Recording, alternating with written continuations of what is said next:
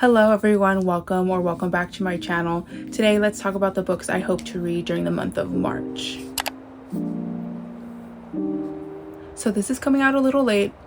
That's okay. I've already kind of started reading some books, so I'm good. So if you're not familiar with me and this is your first time watching any of my videos, I do like to say that I am a mood reader that needs some direction. If I don't have an idea of what I want to read in a month, I'm so at a loss. It would be like the equivalent of going to a restaurant and them having no menu and the chef tells you I can do whatever you want.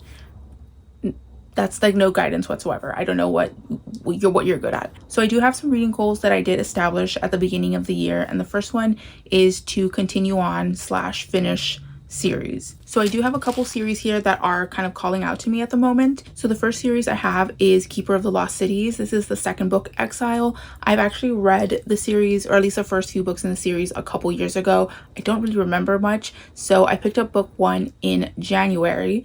The series follows a young girl named Sophie who kind of feels out of place in the world. She feels very different. Someone comes up to her and tells her that she is different, and she gets swept off into a different fantasy world. It's middle grade, so while it does look a little bit thick, it is really fast-paced and really easy to read. So this would be great for this month. Another series I would love to continue on, because I read the last book last month, that is the Farseer trilogy by Robin Hobb. I read Royal Assassin last month. Really enjoyed most of it. I kind of just want to jump back in. There's something so addictive about her writing, despite the series actually being quite slow paced. In the series, we follow a young man named Fitz, who is a royal bastard. He gets dropped off at the royal family when he's very young. They kind of don't really know what to do with him, and then he basically becomes an apprentice to an assassin, and that's his journey.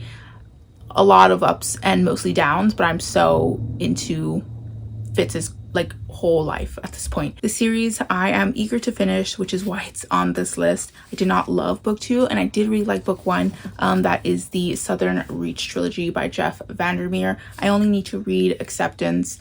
I don't know if I'm going to continue on in this world. I do know that there's a book 4 and maybe a book 5 on the way, and I do have a physical copy of just book 1, Annihilation, and if I don't like book 3, I will get rid of this really cool bind up and just keep Annihilation. But this series is about this very mysterious area called Area X, where there's weird flora and fauna, and in the first book we follow a team of scientists that go into this area to study it, and wild cosmic shit happens. Like I said, really enjoyed book 1.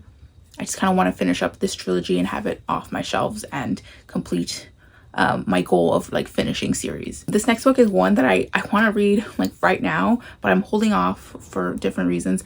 But that is A Dangerous Collaboration by Deanna Raybourn.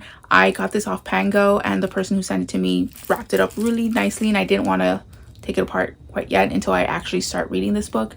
But this is the 4th book in the Veronica Speedwell series, which I love. It is a historical or Victorian buddy detective mystery series. We follow Veronica, who is a lepidopterist, I hope that's the correct pronunciation, and her partner, who's a naturalist, and they solve crimes together. They're not cops or anything. They kind of just fall into mysteries. It's really fun, really witty. While I have liked the mysteries in the past, I'm mostly here for the relationship between Veronica and her partner Stoker.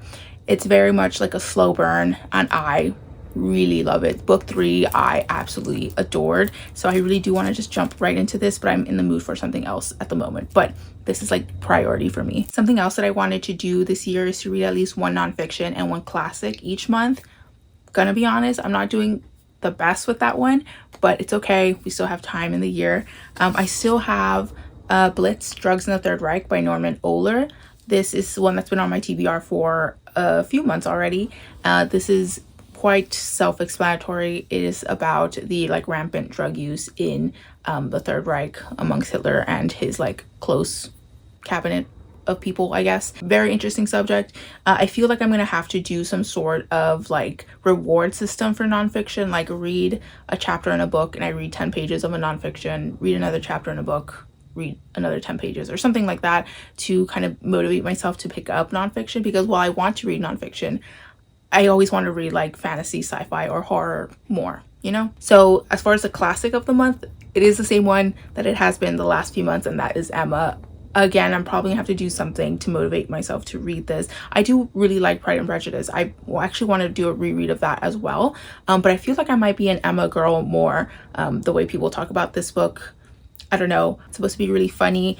I love funny books, so hopefully I do actually get to it this month. I don't want to keep holding this book up for the rest of the year, hoping to read it. Other goals that I set up for myself this year is to read a short work from like an online like sci-fi fantasy magazine publication, like a short story. Locust did release a 2025 recommended reading list with like a ton of books in various genres, novellas, novels, novelettes, short stories. So I'm probably going to choose something from that list. I did see a Kate Elliott. I don't remember what it's called, but I haven't read Kate Elliott yet. I know she's really well liked, so I might read that short story this month. I kind of just pick up whatever I'm in the mood for as far as short story goes, whatever like calls my name. So I don't have anything concrete, but we'll just throw up the Kate Elliott that I saw that looked intriguing. Genre category that I don't look into as much, though I probably should because there's a lot of interesting stuff coming out of there, is graphic novels. I would really like to get to a graphic novel. Obviously I can read them on my phone. I did get a Kobo Libra Color for Christmas, so I have like places to read graphic novels. I do have like a small shelf. You can't see it, but I have a really small shelf of like DC Comics. I used to read comics all the time, like single trades and stuff, but I haven't really looked into like the graphic novel game. So if you have any recommendations, let me know. I would like to get to maybe one graphic novel a month. That would be really fun. I did borrow Bitch Planet from my library. I kind of just went off of vibes, cover, title. I saw that the artwork looked really cool, so I picked that up. I think it's 2 volumes in total and like a secret, or not a secret, but like a surprise special edition 3rd volume. So that's kind of tentatively on the TBR as well. If this is your first time watching me, I am a big lover of libraries. I like going to my local library all the time, so I always have a stack of books checked out. These books are kind of just like a mood reading pile where I can just look at and pick out something that I'm in the mood for. So these are not like a 100% like I need to get to them. I could always extend the hold. I could always return it to the library and get it again, or get like an ebook version, but it's just something to have on hand if I'm in the mood for something like this. So the first I have is The Teller of Small Fortunes by Julie Leong. I think this is just like a cozy, like found family type of book. I recently read another one, so this might not get, I might not get to this one as soon as possible, but I've heard that this one's actually pretty good for a cozy. I'm very picky about cozy fantasies. I do believe there's also a sequel to this. Tender is the Flesh by Agustina Bastarrica. This is a translated work of fiction, I believe. It's about cannibalism. It's horror. A lot of people really like this one. I've heard mostly fantastic things about this one. Vampires of El Norte by Isabel Cañas. I read her book, what's it called? The Hacienda, last year. Really enjoyed the writing. I really love the first chapter of that one book. I thought it was so beautiful. So I am really intrigued to read this author's entire backlog. I think she only has like 3 books published at the moment, but I am interested in all of them. This is a vampire novel, I assume. I also have A Resistance of Witches by Morgan Ryan. I saw this one on the Goodreads Choice Awards for fantasy or debut last year. I never really heard of this one before that. I believe it's about a group of witches who decide to join in on the fight against Hitler, the Nazi regime, all that during World War II. I did also pick up Hungerstone by Kat Dunn. This is a Carmilla retelling, which I didn't know at the time. I had seen this cover everywhere, and it's about a woman who is married to this man for quite some time, but they decide to move to a more rural area. I think her husband's a fairly